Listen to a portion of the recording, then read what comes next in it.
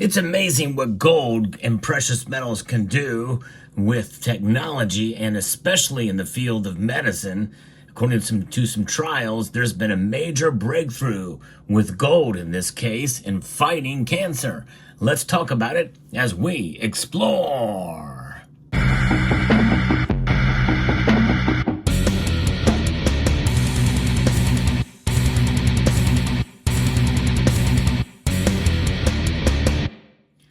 I love to bring you stories like this in the world of gold and silver and its technological advancements. That just goes to show you that God created something special with these metals that can be put to good use, for sure. A new gold-based drug can slow tumor growth in animals by 82% and target cancers more selectively than standard chemotherapy drugs, according to a study by Australian and Indian researchers. The RMIT University study published in the European Journal of Medicinal Chemistry reveals a new gold-based compound that's 27 times more potent against cervical cancer cells in a lab than standard chemotherapy drug cisplatin. It is also 3.5 times more effective against prostate cancer and 7.5 times more effective against fibrosarcoma cells in a lab, according to this piece from the News Medical Life Sciences as shared with me by Tony Erickson. In mice studies, the gold compound reduced cervical cancer tumors growth by 82% compared to cisplatin's 29%. That is massive, folks. What a major thing. By the way, if you enjoyed content like this where I give you the latest news in the world of precious metals and analysis, I hope you will consider subscribing to the channel and press that thumbs up button down below as well. I do post daily videos, and more likely you probably have missed some of my latest ones, so I hope you will check those out as well. Now, the project lead at RMIT, distinguished Professor Suras Brivagava, said it's a marked promising step towards alternatives to platinum-based cancer drugs. Platinum is very, very effective as well in fighting cancers, for sure. But gold, there's something special about gold too. But, we'll just put platinum in here as well because it's a great metal as well for fighting the disease. And so if we have a little bit more, then hey, if we can do more with gold, let's do it. Whatever works the best in this case. These newly synthesized compounds demonstrate remarkable anti-cancer potential, outperforming current treatments in a number of significant aspects, including their selectivity in targeting the cancer cells. While human trials are still a way off, we are really encouraged by these results. And let that be clear, this is still the very beginning stage, and they're going to do more testing in order to bring it to light. But this is something else to see this kind of activity and results already with mice. The gold-based compound is now protected by a U.S. patent and ready for further development towards a potential clinical application. So that's really good news as well, too. And you think about these metals, they're noble, which means they don't have any kind of effect. They don't cause any harm. And the Hippocratic oath is to do no harm. Well, if you stack gold and silver, you can do no harm. That's for sure. And so now gold is famously known as the noblest of all metals because it has little or no reaction when encountering other substances, a property that makes it perfect for wedding rings and coins.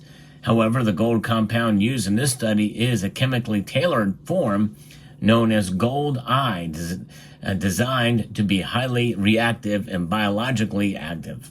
This chemical reaction form was then tailored to interact with an enzyme abundant in cancer cells known as thioredoxin reductase. By blocking this protein's activity, the gold compound effectively shuts down cancer cells before they can multiply or develop any resistance to drugs.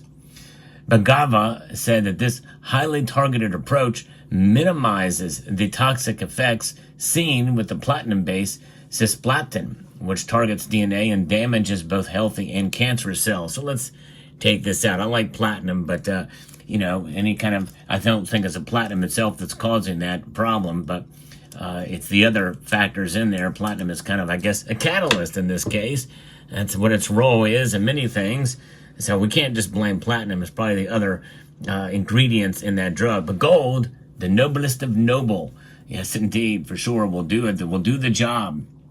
And so their selectivity in targeting the cancer cells, combined with reduced systematic toxicity, points to a future where treatments are more effective and far less harmful. That's good news.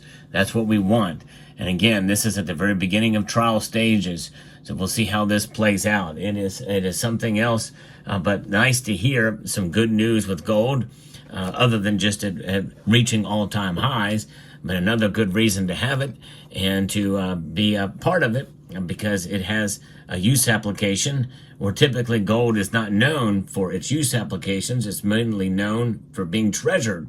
But anytime you can get gold to be used to save lives, well, it's always a good thing, no matter the price of the metal, for sure. The specific form of gold was shown to be more stable than those used in earlier studies, following the compound to remain intact while reaching the tumor site. Project co-lead at RMIT, distinguished Professor Magdalena Plebanski, said along with this ability to block protein activity, the compound also had another weapon in its anti-cancer arsenal.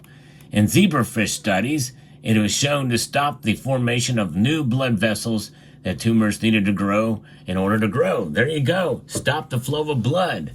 Man, I tell you what, it just gets better all the time with gold, I think, for sure. This was the first time one of the team's various gold compounds had shown this effect known as anti-angiogenesis. Anti-angiogenesis. Say that 5 times fast, or 2 times fast. That's pretty amazing. So there you go. Gold certainly is a miracle metal in this case, in the world of science and technology, to be able to provide this. Now, this sounds promising.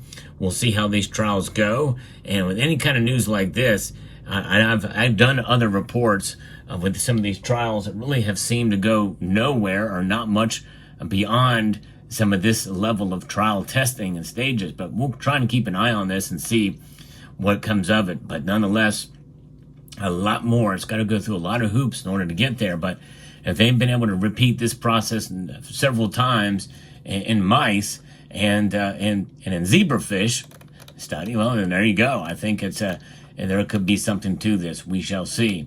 But what is it about gold that is so special? It's just amazing. It has this density that is really similar to other metals, but it is the softest metal, as dense as it is.